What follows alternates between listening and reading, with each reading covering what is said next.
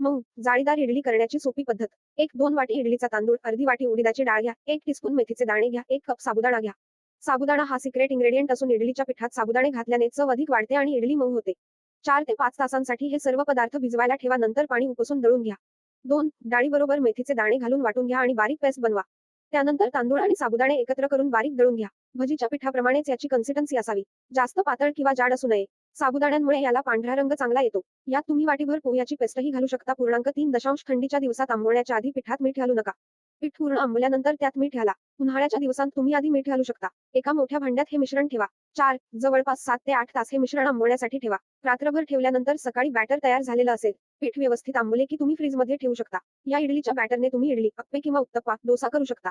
5. इडली मेकरला तेलाने ग्रीस करून त्यात इडलीचे पीठ घाला. त्यानंतर कुकरमध्ये किंवा पातेल्यात ठेवून 10 ते 15 मिनिटांसाठी इडली वाफवून घ्या. त्यानंतर गॅस बंद करून कुकर थंड करून घ्या. त्यातील इडल्या बाहेर काढून